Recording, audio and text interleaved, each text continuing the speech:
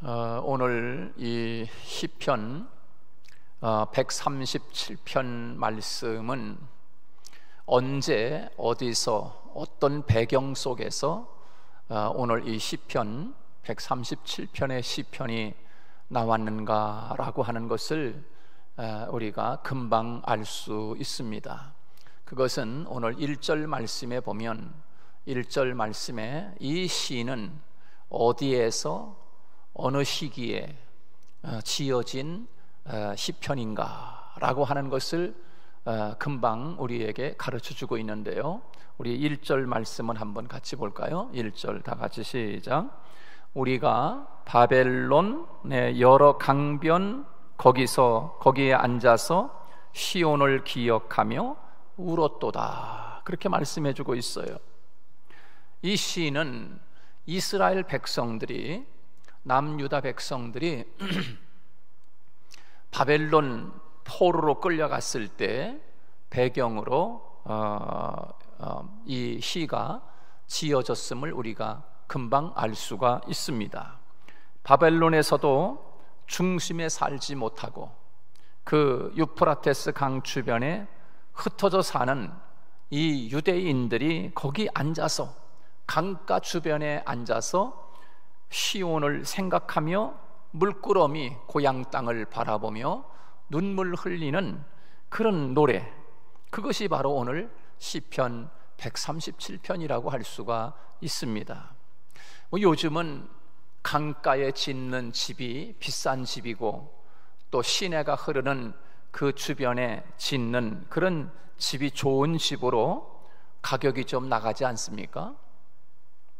그런데 제가 어릴 때만 해도 강가에 사는 사람들은 가장 어려운 사람들, 그저 강가에 사는 사람들은 힘든 사람들, 정말 살 곳이 없어가지고 도시 중심에서 밀려서 겨우 강가 주변에 천막을 치거나 아니면 그 양철로다가 대충 이렇게 그냥 판잣집 같은 거를 치고서 그렇게 사는, 주변에 그 강가 주변에 사는 사람들은 때로는 어려운 사람들이 그렇게 강가 주변에 천막이나 양철로 된 천막, 이런 움막 같은 거를 씌워놓고 그렇게 살았습니다. 오늘 이스라엘 백성들이 바벨론 여러 강변 거기에 앉아서 라고 하는 이 말은 그들의 매일매일의 고난, 그리고 그 고난의 상황을 대변해 주고 있는 것 아니겠습니까? 아주 어려운 그런 상황 속에 처해 있는, 도시의 중심부에서도 한참 밀려나서 아주 변두리에, 그렇게 사람이 잘 살지 않는 그런 곳에 그렇게 물끄러미 앉아서 나라를 잃어버리고 예루살렘 하나님의 교회가 다 파괴가 되고, 그리고 자식들이 죽고 얼마나 많은 목숨이 끊어진 그 옛날 고향 예루살렘을 생각하고 시온을 생각하면서 그렇게 울고 있는, 눈물 흘리는 그들입니다. 그러면서 하나님 앞에 수금을 타고 노래를 부르며 하나님을 찬양하는, 강가에 모여 앉아 하나님 앞에 찬송을 드리고 있는 그 모습을 우리가 볼 수가 있습니다. 여러분, 이 세상에는 두 종류의 사람이 있다고 사회학자가 이야기합니다. 중심부에 사는 사람과 또 주변적인 사람이 있다라고 하는 것입니다. 우리는 가끔 그런 생각을 합니다. 내가 없으면 세상은 재미가 없을 거야. 내가 없으면 세상은 돌아가지 않을 거야. 내가 없으면 교회는 안 될 거야. 그런 생각을 할 때가 있지 않습니까? 늘 우리는 우리 인생을 중심부로 생각하면서 그렇게 살아갈 때가 많습니다. 그런데 실제 생활에서 내가 없어도 세상이 너무나 잘 돌아가는 거예요. 그렇지 않아요, 여러분? 나 하나 없다고 해서 세상이 마비되는 게 아니고, 내가 없다고 해서 교회가 안 돌아가는 것이 아니라 다 잘 돌아가고 있어요. 그죠? 내가 없어도 공동체가 너무 행복한 것이에요. 그럴 때 우리들이 내 삶에 괴리를 느끼게 되지 않습니까? 내가 없어도 세상이 이렇게 잘 돌아가고 내가 없어도 모든 일이 잘 된다고 하면 내 존재의 의미가 무엇인가? 내 존재의 의미가 무엇인가? 나는 무엇인가?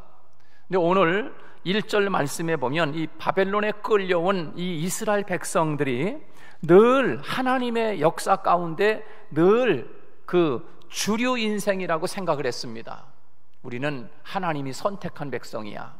그래도 우리 선민이라고, 유대 백성, 아브라함의 자손이라고 하는 주류 인생의 삶을 늘 살았던 사람이에요. 인생의 중심분, 내가 없으면, 우리가 없으면, 우리 선민이 없으면, 이런 자부심을 가지고 살아가던 사람들이 아니겠습니까? 그런 생각을 했던 사람들이. 그런데 바벨론의 포로로 끌려가서 주변 인물이 되어가지고 그 강가에 거하고 있는 것입니다. 아주 밀련한 사람들이 살고 있는 공동체로부터 가장 살기 힘들어하는 아주 주변으로 밀려나 있는 자기 자신들의 모습을 보는 거예요. 아, 우리가 세상의 중심인 줄 알았는데 내가 세상의 중심이 아니로구나. 난 뭐야? 나를 선민이라고 하나님이 선택해 주시고 그렇게 하셨는데 나는 뭔가 자신들의 존재 의미를 깊이 생각하게 되는 거지요. 선민의식.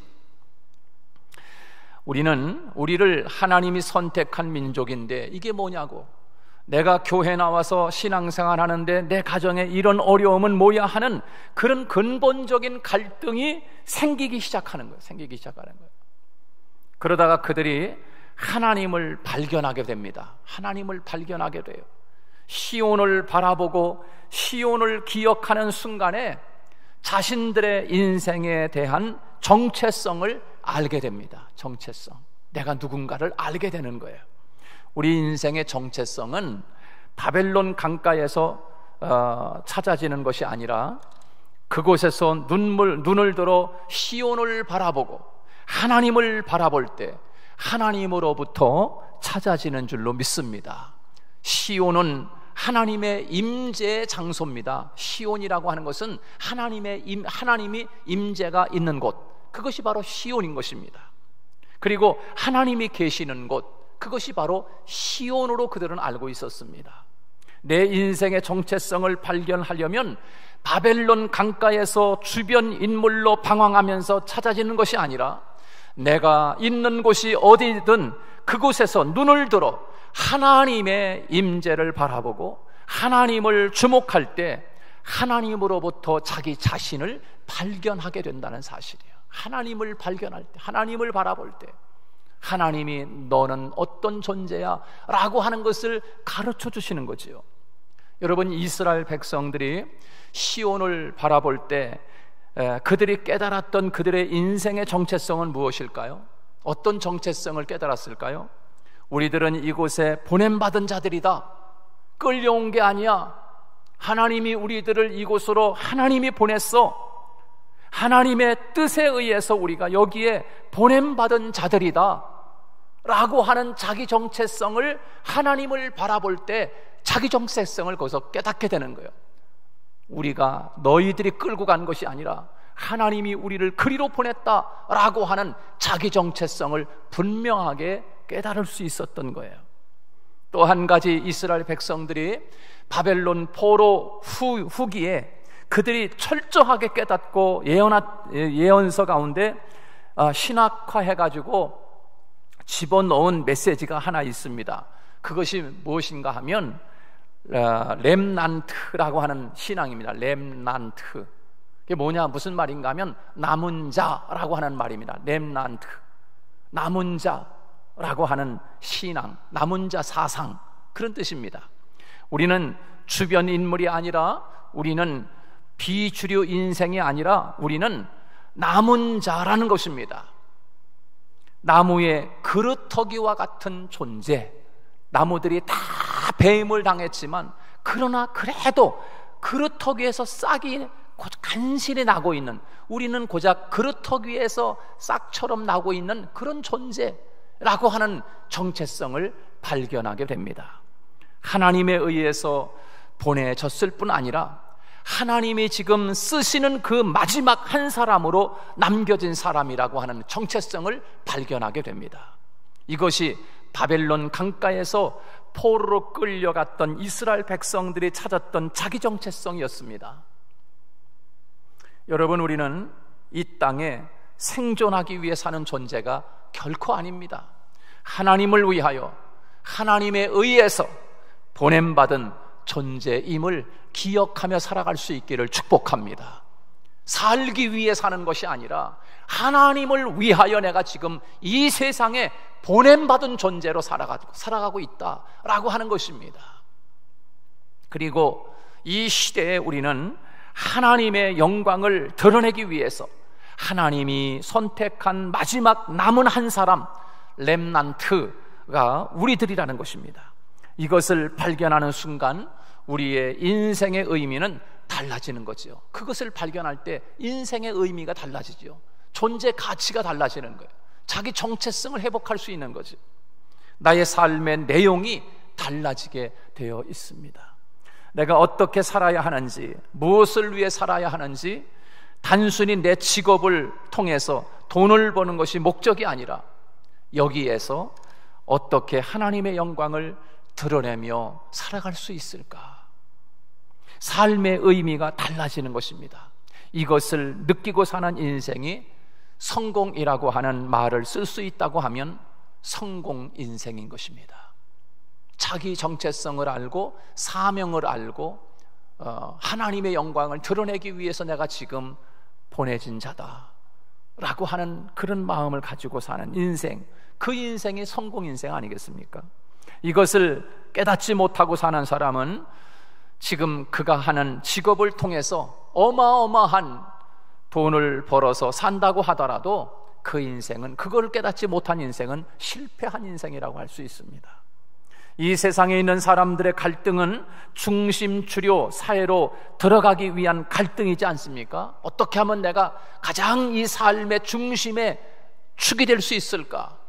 그래서 가진 공부를 다 하고 노력을 하고 발부동을 치면서 백을 쓰면서 그렇게 내가 삶의 중심부에 들어가기 위해서 애를 쓰지 않습니까?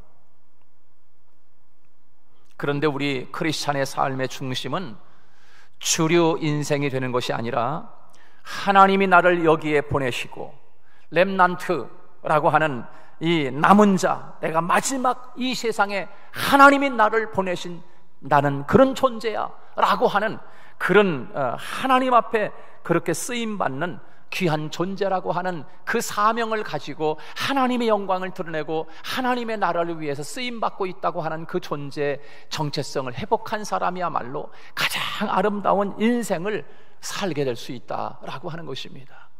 오늘 여러분 우리가 읽은 이 137편에 나오는 포로로 끌려갔던 이스라엘 백성들이 이 바벨론의 여러 강변에서 비주류 인생이 되어가지고 그저 삶의 도시 중심부로부터 아주 변방으로 밀려나서 아주 거기에서 그저 죽지 못해 살고 있는 그 이스라엘 백성들이지만, 그러나 그 강가에서 이 이스라엘 백성들은 우리는 정말 여기에 너희들이 끌고 와서 비참한 신세, 죽음의 신생, 가장 이 세상 못난 존재로구나 라고 하는 그런 존재가 아니라 하나님이 우리를 너희들에게 보냈다라고 하는 분명한 정체성을 회복하고 있는 이 아름다운 모습을 우리에게 하나님이 지금 들려주고 있는 오늘 본문이라고 할 수가 있습니다. 자신들의 정체성을 깨달은 사람들이 삶이 어떻게 변화되고 그 내용이 무엇이었는가, 이것을 발견하고 깨달은 사람은 세상에 동화되지 않는다. 세상에 동화되지 않는다. 여러분, 하나님 안에서 자기 정체성을 깨달은 사람은요, 세상이 아무리 나를 손짓해도 세상에 동화되지 않습니다. 세상에 동화되지 않는, 이것이 첫 번째 우리에게 주는 메시지라고 할 수가 있어요. 여러분, 이것을 깨닫지 못하면 세상과 동화되는데 그것을 깨달으면 세상과 구별하고 세상과 성별된 자기 삶을 살아가게 됩니다. 이게 바로 진정한 크리스찬의 삶이 아니겠습니까? 오늘 1절 말씀에 보면 바벨론 여러 강변 거기 앉아서 라고 말씀하고 있습니다. 우리가 바벨론 여러 강변에 앉아 있었지만 바벨론에 동화되지 않았다라고 하는 그런 말입니다. 우리는 이 강변에 앉아 있지만 너희들 세계에 우리가 동화되지 않았어 라고 하는 자기 정체성을 회복하고 강가에 앉아 눈물을 흘리는 그런 백성들이 아니겠습니까? 여러분, 다니엘서에 보면은 다니엘과 3명의 친구들 이야기가 나오지 않습니까? 이 바벨론에 끌려갔던 그 강변에 앉아서 울 수밖에 없었던 비주류 인생들이었습니다. 그런데 어느 날 느부갓네살에 의해서 왕궁에서 살게 됩니다. 왕궁에서 살게 돼요. 강변에 앉아서 그저 텐트 같은 거나 치고 살아야 할 수밖에 없는 그 배고픔과 굶주림 속에 살아갈 수밖에 없었던 그들이었지만, 그러나 그 왕에 의해서 이 명색한 이 다니엘과 그 세 친구들은 하나님의 은혜 가운데 지금 왕궁의 아주 주류 가운데 중심부에 들어가서 살게 되지 않습니까? 여러분, 이런 기적 같은 일이 어떻게 일어날 수가 있었겠어요? 그들에게 왕이 친서를 이야기하고 또 왕의 비서가 와서 이야기합니다. 너는 이제부터 이 왕궁에서 내가 주는 음식을 먹고 이곳에서 생활하라는 겁니다. 이 세상 사람들이 생각하는 주요 인생이 된 것입니다. 최고 인생이 된 것입니다. 우리가 생각하는 이 주요 인생이 왕궁에서 사는 것이고 또 왕궁에서 주는 진미를 먹는 것은 세상에서 말하는 주류 인생들 아닙니까? 주류 인생. 그거 되고 싶어 하는 게 세상 사람들이 다 추구하는 게 그거 아니겠습니까? 그런데 그들은 그렇게 생각하지 않았습니다.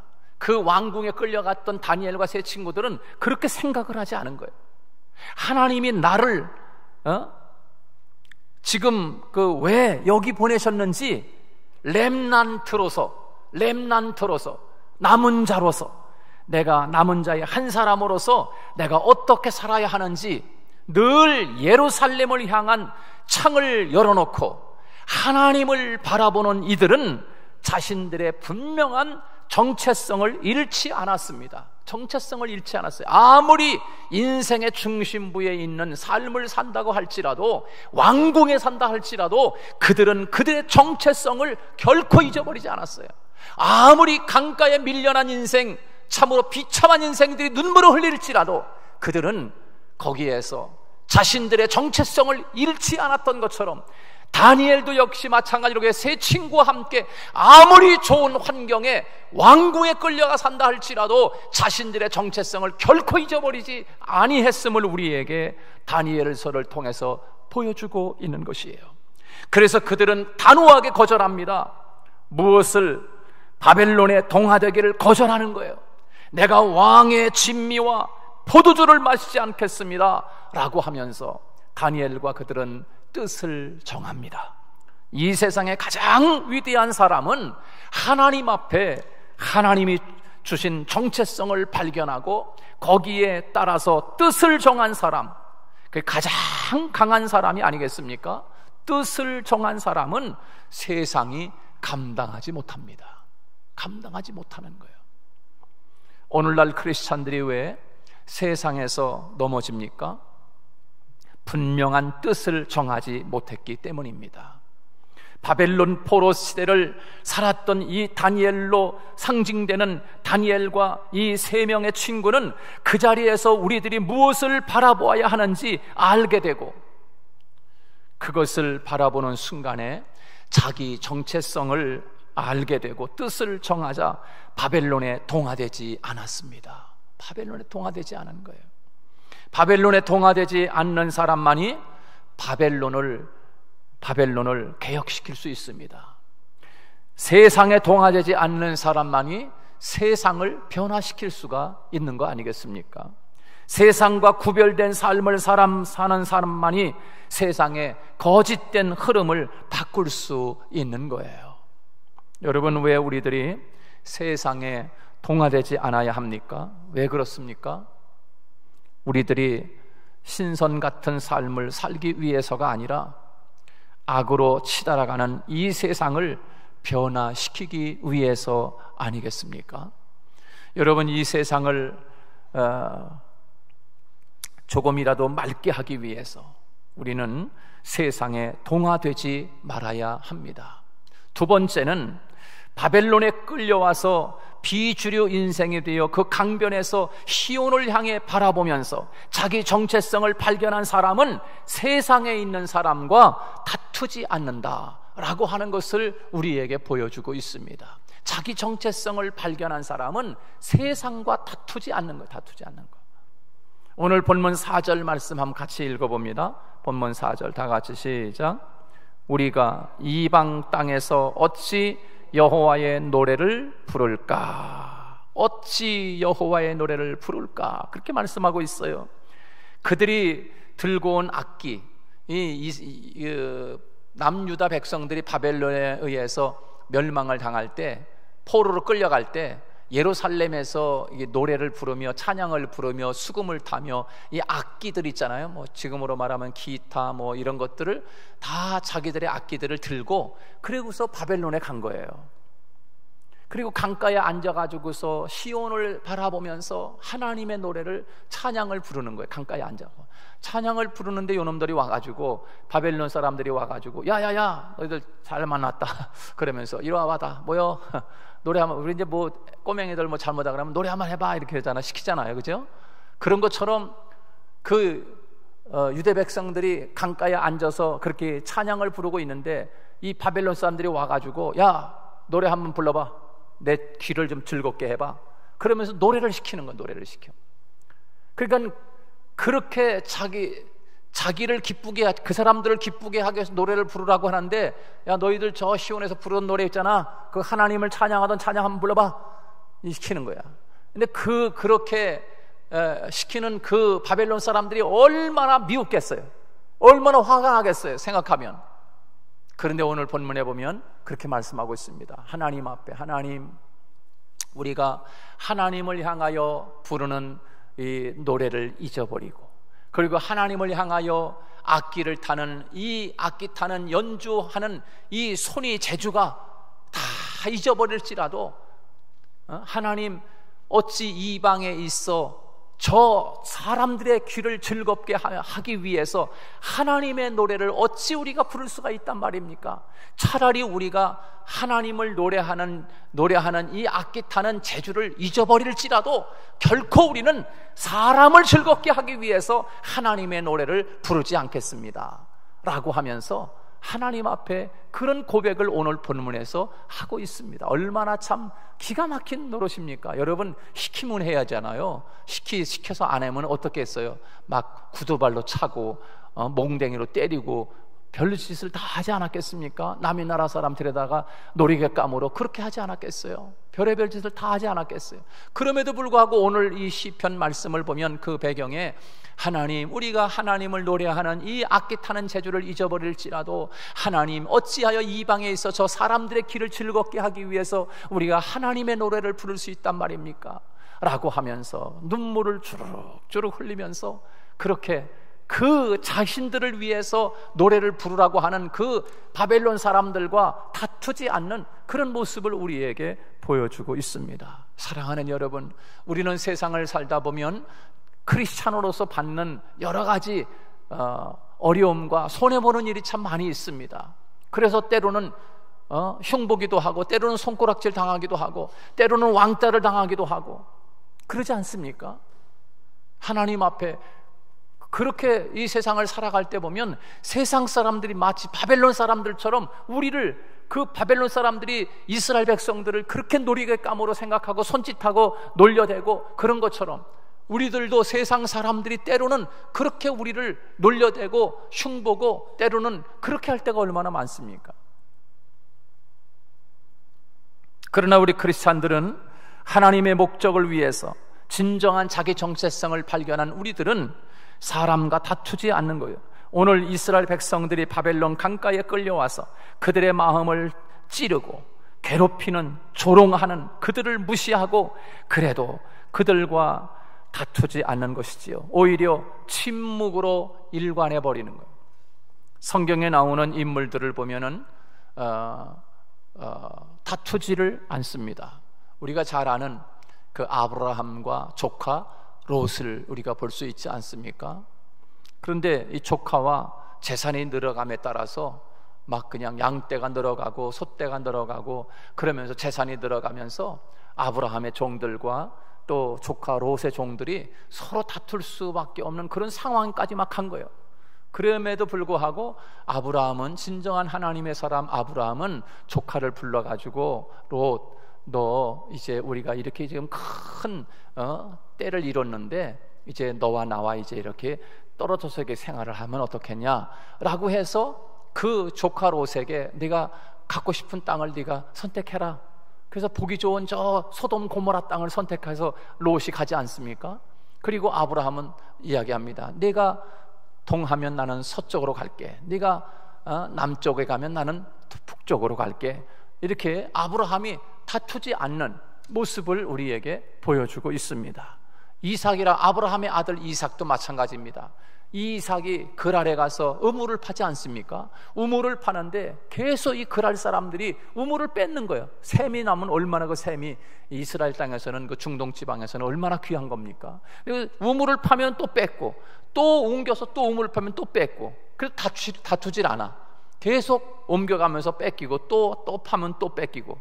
그리고 그렇게 하는데도 불구하고 하나님이 이삭에게 100배의 축복을 허락해 주신 줄로 믿습니다. 이 그리스도인들의 삶이라고 할 수 있어요. 예수님도 보면 끝까지 십자가의 죽음을 당하시기까지 예수님도 세상 그 악한 자들과 다투지 않는 모습을 볼 수가 있습니다. 끝까지 주님도 십자가 지기까지 마치 표현하기를 털 깎는 자 앞에 끌려가는 양처럼 그렇게 이야기하고 있습니다. 사랑하는 여러분, 이것이 크리스찬의 능력이 아니겠습니까? 그것이 하나님의 우리에게 주신 능력이라고 할 수 있어요. 세 번째는 하나님의 사람이 가장 힘들 때 어떤 능력이 나타나는가? 이 자기 절망 속에서도 희망을 노래하게 됩니다. 희망을 노래하게 돼요. 자기 정체성을 발견한 사람은 절망 속에서도 희망을 노래하는 사람이 될 수 있다 하는 것을 오늘 본문이 우리에게 말씀하고 싶어 하는 것입니다. 여러분, 우리 다 같이 7절 말씀을 같이 한번 읽습니다. 7절 다 같이 시작. 여호와여, 예루살렘이 멸망하던 날을 기억하시고 에돔 사람 자손을 치소서. 그들의 말이 헐어버리라 그 기초까지 헐어버리라 하였나이다. 그렇게 말씀해주고 있습니다.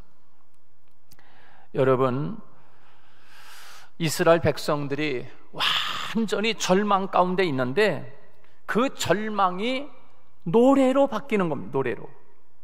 그들이 예루살렘 성이 무너질 때 헐어버려라 기초까지 다 헐어버려라, 완벽하게 헐어버려라 라고 그렇게 그 바벨론 사람들이 그렇게 외치면서 그 예루살렘 성을 다 회파하지 않습니까?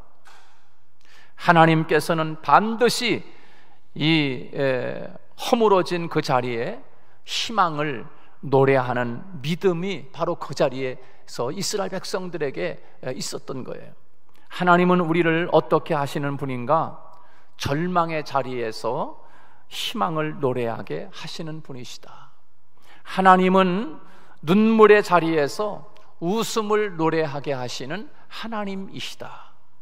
하나님은 슬픔의 자리에서 기쁨을 노래하게 하시는 하나님이시다.